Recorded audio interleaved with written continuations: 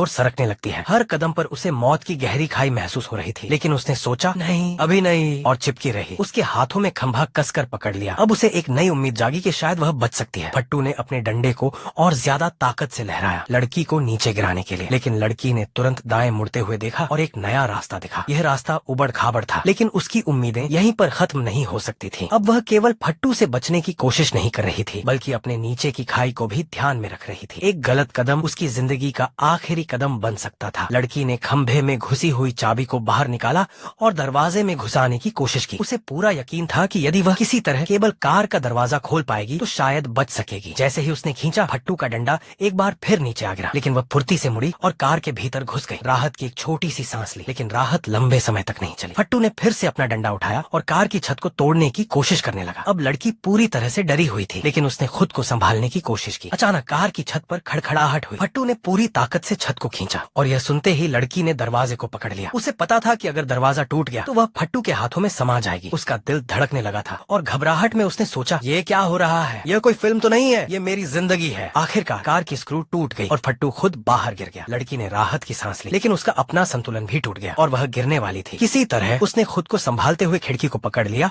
और जान बचाई। फट्टू की गिरने की आवाज ने उसे डराया, लेकिन अब उसके पास कोई दूसरा रास्ता नहीं था। उसे यहाँ से निकलने के लिए कुछ करना था। लड़की ने अपने बैग से एक लाल कपड़ा और चमकते हुए लाइट को निकाला। इस विचार के साथ उसने उन्हें जोड़ दिया और सोचा, अगर ये उड़ सकता है तो शायद किसी को मदद मिल जाए। इस छोटी सी उम्मीद ने उसे फिर से ताकत दी। उसने झट से अपना एक अस्थायी पतंग बनाया और उसे बाहर फेंक दिया। चमकता हुआ पतंग हवा में उड़ते हुए दूर कहीं एक आदमी ने उसे देखा। उसने यह समझ लिया कि किसी को मदद की जरूरत है। लड़की ने अपनी पूरी कोशिश की थी, अब केवल इंतजार करना था और उम्मीद थी कि कोई उसे बचाने आ जाएगा। लेकिन असली खतरा अभी खत्म नहीं हुआ था। अब भी एक चांसी थी कि वह गिर सकती थी, लेकिन लड़की ने खुद को फिर से संभाला। यह जानते हुए कि अब किसी को कुछ भी हो सकता था, वह अपने आत्मविश्वास के साथ ऊपर चढ़ने की कोशिश करती है। जैसे ही वह ऊपर चढ़ने की कोशिश करती है, अचानक से वह खिड़की में गिरने वाली होती है, लेकिन वह फिर से खुद को संभालती है और कुछ देर के लिए खड़ी रहती है। उसके ऊपर की छत फिर से कमजोर हो गई, लेकिन उसने खुद को संभालते हुए अपनी सारी ताकत लगा दी। अब उसे केवल एक ही रास्ता दिख रहा था। वह चढ़ाई करती है और पूरी ताकत से दरवाजा खोलने की कोशिश करती है, लेकिन फिर अचानक से गहरी खाई से कोई गिर जाता है। लड़की को समझ में आता है कि ये खतरा सिर्फ खत्म नहीं हुआ है, बल्कि अब उसे ज्यादा होशियार रहने की जरूरत है। फट्टू का गिरना एक बड़ा जख्म है, लेकिन लड़की का ध्यान अब सिर्फ बचने पर है। वह अपनी जिंदगी को वापस पाने के लिए